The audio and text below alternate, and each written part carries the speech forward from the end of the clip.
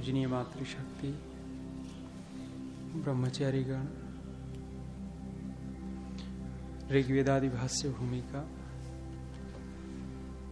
सृष्टि विद्या विषय,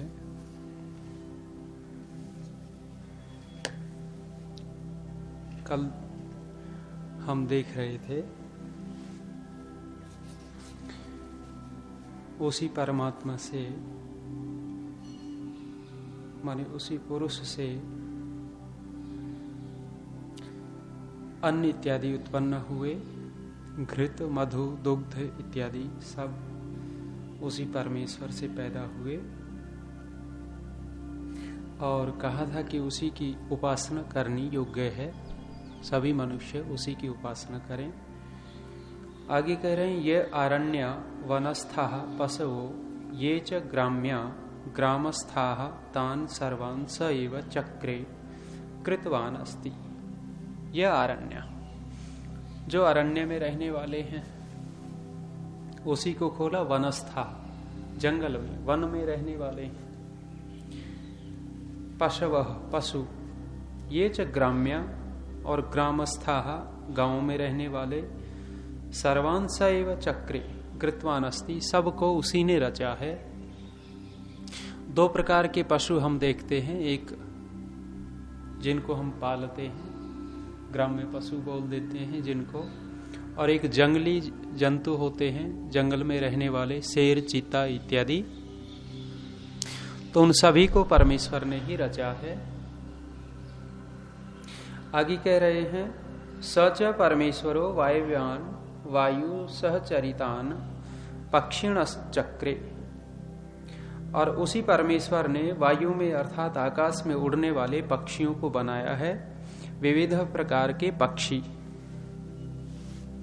चकारात अन्यात सूक्ष्म देहधारिण कीट पतंगादीन अपि कृतवान अस्ति, और इस मंत्र में जो च पड़ा है उस चकार से छोटे जो कीट पतंग हैं उन सब को भी परमेश्वर ने ही बनाया है। एक सूत्र आपके अष्टाध्यायी में आता है, क्षुद्र जंतवः, आता है ना, क्षुद्र जंतु। क्षुद्र जंतु किनको कहा है? एक तर्क ये भी है कि जो नेवले से छोटे जंतु हैं उनको क्षुद्र जंतु बोल देते हैं। अंजलि भर जो जंतु आ जाए वो भी क्षुद्र जंतुओं में ले लिए, जिनमें हड्डियां न हो, कई सारी बातें वहां कई क्षुद्र जंतुओं को गिनाया है। तो ये जितने भी कीड़ी मकोड़े, कीड़े, लंबे लंबे घूमने वाले इत्यादि, चूहे भी क्षुद्र जंतुओं में आ जाते हैं। तो सारा का सारा परमेश्वर ने ही उनको रचा है। जी, बिल्ली नहीं, वहां अंतिम दिया है, नेवले से जो छोटे हैं वो क्षुद्र जंतु में आ जाते हैं।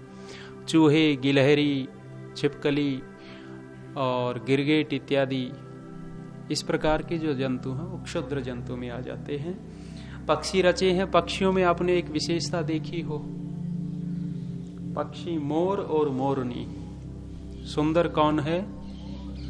मोर है। और आप देखो तोता और उसकी घरवाली, तोता ज्यादा सुंदर मिलेगा। कबूतर और कबूतरी को वो देख जाएंगे आपको। कबूतर को देखना, सुंदर कौन है? मुर्गा और मुर्गी को देखना, देसी मुर्गा जो होगा, सुंदरता परमात्मा ने कहां डाली है? वैसे ही कहते हैं स्त्रियां सुंदर होती हैं। नाराज न हो माताएं मेरे से, है ना। परमात्मा ने, आप देखो कहीं भी देखो जी,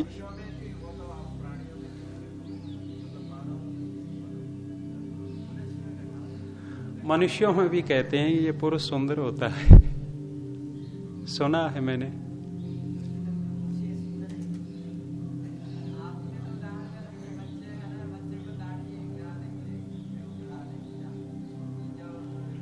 वो भी है, वो अलग विशेषता है माताओं में।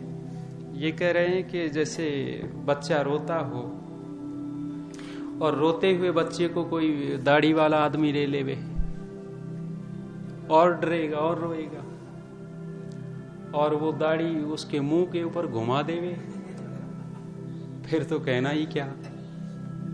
और जिसने कटवा रखी और थोड़ी सी निकली हुई हो, वो खुरोरा बोलते हैं गाँव में, खुरोरा सा फेर देगा वो दाढ़ी का।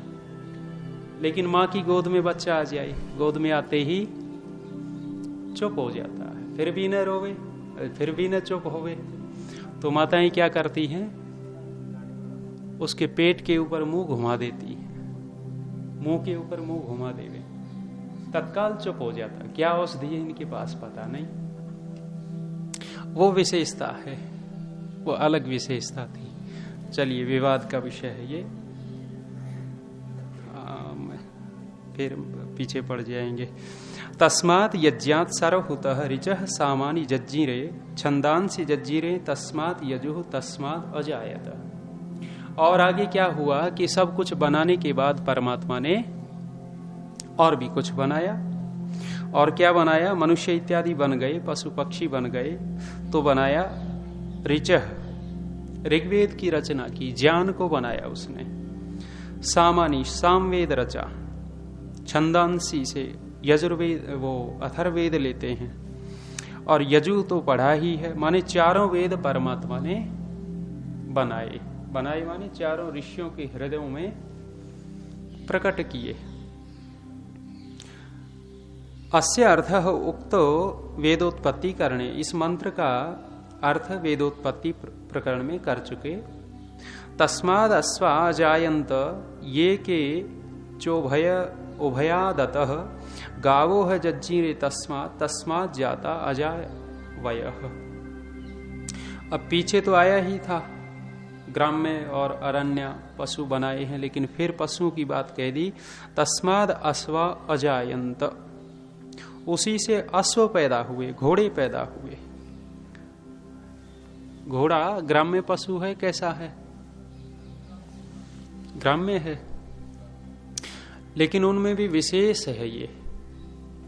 ये घोड़ा बहुत विशेष उस समय होता था। अब भी जो पालते हैं वो तो लाख लाख रुपए का लेते हैं। आप पुष्कर के मेले में गए हों तो पीछे वो आया हुआ था 1.5 करोड़ रुपए का एक घोड़ा, 1.5 करोड़ का एक घोड़ा।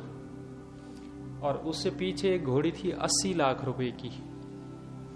तो ये मोटर गाड़ियों में जो घूमते हैं, इनकी गाड़ियां कितनी, आपकी कितनी होगी? ये 13 लाख रुपए की होगी।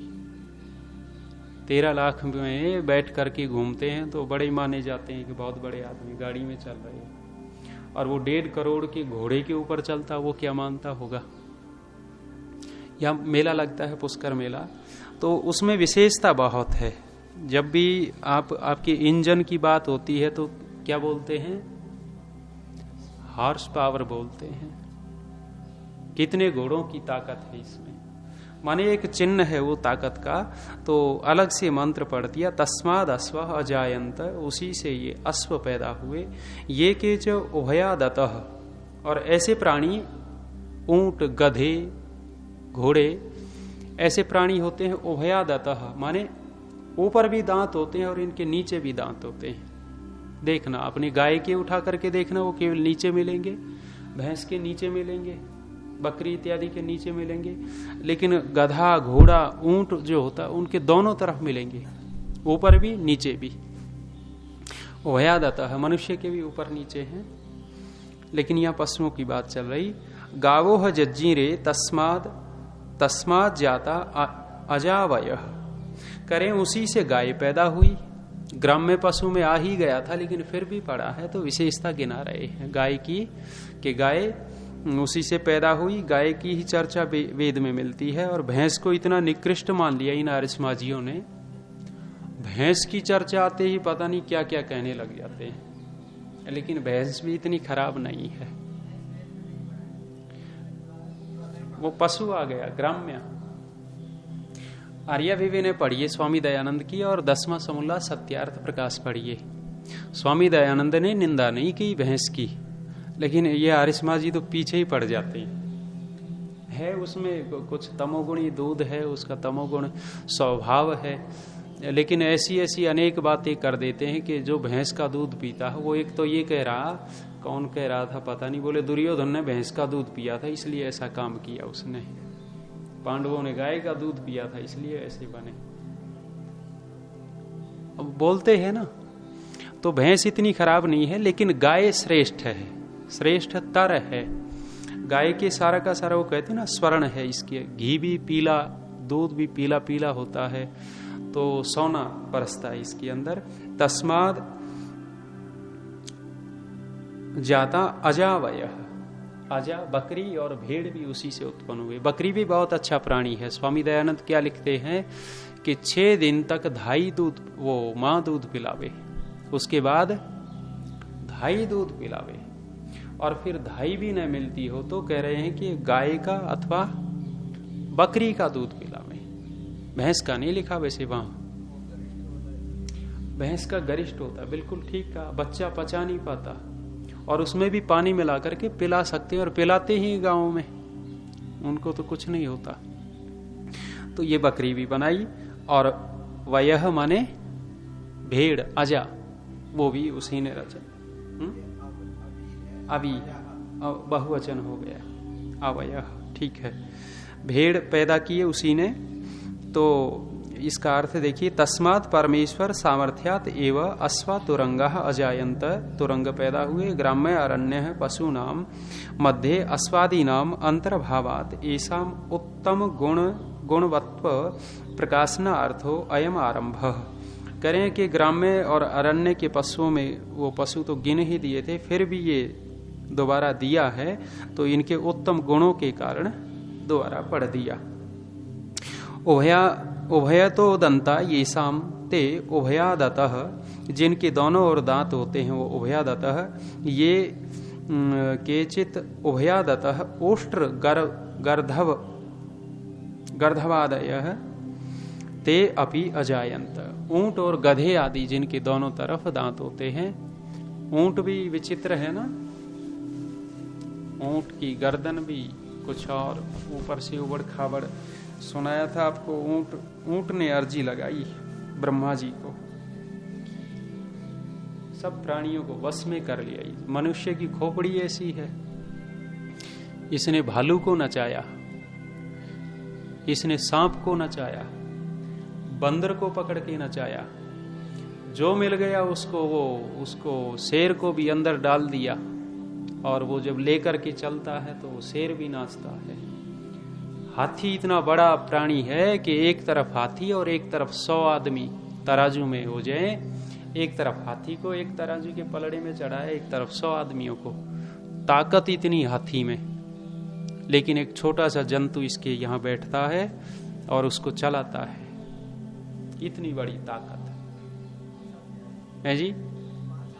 5 हाथी, ये जैनियों का चल रहा है कार्यक्रम। तो ऊंट ने सोचा भी सबको वश में कर लिया। ऊंट ने कहा कि महाराज मेरे को वश में न करे। तो कहने वाले कहते हैं कि ऊंट को कहा कि भाई तथास्तु, ऐसा ही होगा, तेरे को नहीं वश में कर पाएगा ये, और उबड़ खाबड़ बना दिया। पीठ भी है ना, वो पीछे बैठते हैं तो वो फिसलने का डर रहता है। तो ऊंट चरने लगा जंगल में आराम से। अभी मनुष्य ने देखा कि ओहो ये तो नया प्राणी है, इसको भी पकड़ा। बैठ करके देखा, बैठा ही न जावे, चुभे, फिसल जाए, ऐसी स्थिति बनाई। वो देखा है ना ऐसा, वो गद्दी काठी, वो कोब तो बीच में आ गया और ये बन गया। तो कितने बैठे? 2 बैठे। और जब ऊंट बैठ करके उठता है ना, बिना आवाज करे नहीं उठता वो कहने वाले ये कहते हैं कि ऊंट ये कहता है कि भगवान मैंने तो कहा था एक भी न बैठे, तो 2 बैठ गए। तो ये अलग अलग प्राणी, ये तो वैसे बना रखा है लोगों ने। तो ऊंट इत्यादि परमात्मा ने रचे। तथा तस्मात् पुरुष सामर्थ्यात एव गावो धेनवः किरणाश्च इंद्रियाणी च जज्जिरे जातानि।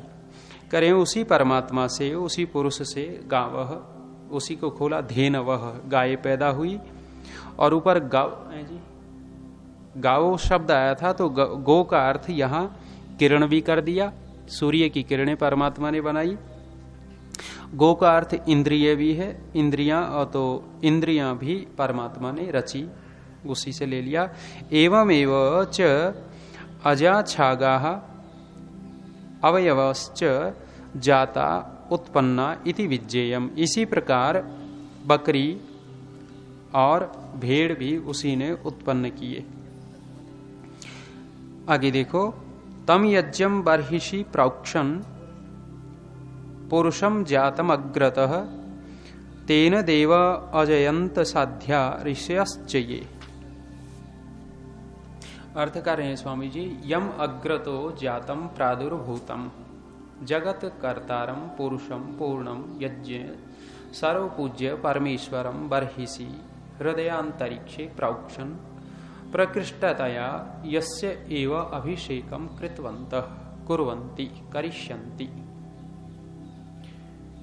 लंबा वाक्य है, करें यम अग्रत, जिससे पहले, जातम माने इस संसार से पहले, जातम पैदा, प्रादुर्भूत पहले से ही था। कौन? जगत कर्तारम, जगत को बनाने वाला, पुरुष पूर्ण, यज्ञ भी उसी का नाम कर दिया, सर्व पूज्य सबका पूज्य परमेश्वर, हृदयांतरिक्षे हृदय अंतरिक्ष में प्रकृष्टतया यस्यैव अभिषेकम कृतवन्तः, प्रकृष्ट रूप से उसी का अभिषेक किया। अभिषेक माने है जी पूजा की, उसी की उपासना की। कुर्वन्ति करते हैं, करिष्यन्ति करेंगे, च इति उपदिश्यते ईश्वरेण, ईश्वर का ऐसा उपदेश है कि उसी की उपासना करनी चाहिए, जैसे प्राचीन ऋषियों ने की और अभी कर रहे हैं जो विद्वान लोग हैं, और आगे भी करेंगे। तेन परमेश्वरेण पुरुषेण वेद द्वारा उपदिष्टाः ते सर्वे देवा विद्वांसः साध्या ज्ञानिनः ऋषयः मंत्रद्रष्टारश्च ये च अन्ये मनुष्यास्तं परमेश्वरम् अजायन्ता पूजयन्त। उसी परमेश्वर के द्वारा वेद द्वारा उपदिष्ट है, कहा है क्या? सर्वे देवा विद्वांसः, सब विद्वान, साध्या, साध्या को खोला ज्ञानिनः, जो ज्ञानी लोग हैं, ऋषयः उसी को खोला मंत्र दृष्टारः, जो मंत्रों को देखने वाले हैं, ये च अन्य मनुष्यः, जो दूसरे मनुष्य हैं, तम परमेश्वरम, उसी परमेश्वर से अयजंता पूजयंत, उसी परमेश्वर को अपूजयंत, भूतकाल कर दिया वैसे, लेकिन वेद में तीनों लिंग हो जाते हैं। तो उसी परमेश्वर को पूजते थे, पूजते हैं और पूजेंगे, माने एक परमेश्वर ही पूजनीय यहाँ दिया है। अनेन किम सिद्धम सर्वे मनुष्यः परमेश्वरस्य स्तुति प्रार्थना उपासना पुरस्सरमेव सर्व कर्मानुष्ठानम कुर्युः इत्यर्थः। बहुत बड़ी बात कही। सर्वे मनुष्य, सब मनुष्य परमेश्वर से स्तुति प्रार्थना उपासना पुरस्सरम एव सर्व कर्मानुष्ठानम, सब कार्यों को करने से पहले परमेश्वर की स्तुति प्रार्थना उपासना करनी चाहिए। मनुष्यों को कोई भी अच्छा काम हम प्रारंभ करते हैं तो हम उस परमेश्वर को अवश्य याद करें, ये इस मंत्र का तात्पर्य है। और स्वामी दयानंद नीचे कह रहे हैं कि दुष्ट कर्म करना तो किसी को उचित ही नहीं है। दुष्ट कर्म करते समय भी वो आरती तो करते ही हैं, वो अर्थी बेचने वाला भी आरती करता है, शराब बेचने वाला भी प्रार्थना करता है, और मांस बेचने वाला जो रोजाना वो बकरे और वो काटते हैं। अभी एक गली में से निकले हम, ओहो बड़ी बदबू आई एकदम, अगल बगल देखा तो वो सारी की सारी मुर्गियां, 20 दुकानों की, सारा बूचड़ खाना जैसा था। तो वो इनको काटने वाले भी प्रार्थना करके करते हैं। तो स्वामी दयानंद कह रहे हैं कि दुष्ट कर्म करना तो उचित ही नहीं है, दुष्ट कर्म बिल्कुल न करें। हाँ, अच्छे कार्य करते हैं तो परमेश्वर की स्तुति प्रार्थना उपासना अवश्य करें। अब देखना, ऋषि दयानंद काशी शास्त्रार्थ में उतरने वाले थे, निश्चय हो गया, राजा कौन थे वो, कृष्ण, राजा का नाम भूल गए, जय कृष्ण तो उन्होंने सत्यार्थ प्रकाश की सलाह दी थी। राजा पूरा पौराणिक था, और जब देखा कि ऋषि दयानंद खंडन कर रहे हैं तो पंडितों खुद नहीं आते थे, अपने शिष्यों को भेजते थे कि देखते हैं इस दयानंद में कितनी विद्वत्ता है। जब शिष्य लोग आते तो बगल वाले बता देते मूल पंडित नहीं है, तो इनके चेले चपट्टे हैं। कोई बात नहीं, बातचीत होती, पता लगता है इनके अंदर तो विद्या का अगाध भंडार है, निधि है। पंडित लोग बदनामी करने लगे ऋषि दयानंद की कि ये तो चालाक है, ये एजेंट है सरकार का, ईसाई है, ये तो ईसाई बना करके जाएगा, इसलिए तुम्हारा खंडन करता है। लेकिन ऊपर ऊपर से राजा को पता लगा है तो विद्वान, और यदि ये मूर्ति पूजा का खंडन करता रहा और ये सारा का सारा इन पंडितों का, हमारा राज्य ही मूर्ति पूजा पे टिका हुआ है, ये खंडन नहीं होना चाहिए, शास्त्रार्थ करवाना चाहिए। शास्त्रार्थ तय हुआ तो वहां लिखते हैं कि ऋषि दयानंद जिस दिन शास्त्रार्थ का दिन था उस दिन सुबह कुछ जल्दी उठ करके क्षौर इत्यादि कर्म किया है और उपासना लंबे समय तक की है। परमेश्वर का ध्यान उस दिन ज्यादा किया है। क्यों?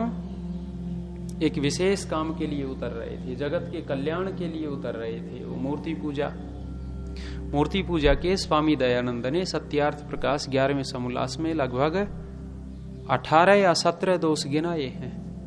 बहुत दोष हैं। वो कल चर्चा हो रही थी शायद आपकी प्रातःकाल कि मूर्ति पूजक भी अच्छे होते हैं। वो मूर्ति पूजा के कारण अच्छे नहीं होते, उनकी अपनी स्वच्छता होती है, हृदय निर्मल होता है। कारण मूर्ति पूजा नहीं है कि मूर्ति पूजक अच्छे हैं तो मूर्ति पूजा के कारण ये अच्छे हैं। उनके अपने संस्कार है, उनकी अपनी स्वच्छता, हृदय निर्मल है, कुटिल नहीं है, कलुषितता नहीं है, पाप नहीं है अंदर, इसलिए अच्छे हैं। तो ये कह रहे हैं कि यदि जो भी कोई अच्छा काम करना प्रारंभ करते हैं हम, तो उस अच्छे काम प्रारंभ करने से पहले परमेश्वर की स्तुति, प्रार्थना, उपासना अवश्य कर लेनी चाहिए। ये यज्ञ आदि प्रतीक क्यों है? ये जो भी गृह प्रवेश होता है तो व्यक्ति सोचता है एक बार हवन हो जाए, प्राचीन परंपरा चली आई है। और यदि आप ग्रामीण परिवेश में रहे हो, देखा हो, तो जब ये किसान लोग जब जोतने के लिए बैल लेकर के जाते, हल लेकर के जाते, एक वाक्य बोलते थे बैलों को हाँकने से पहले।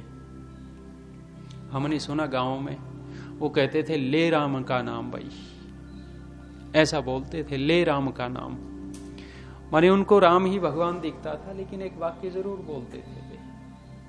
एक प्रकार से वो याद करते थे ईश्वर का। चलिए, ओम द्यौः शान्तिरन्तरिक्षं शान्तिः पृथिवी शान्तिरापः शान्तिरोषधयः शान्तिः वनस्पतयः शान्तिर्विश्वे देवा शान्ति ब्रह्म शान्तिः सर्वं शान्तिः शान्तिरेव शान्तिः सामा शान्तिरेधि। ओम शांति शांति शांति।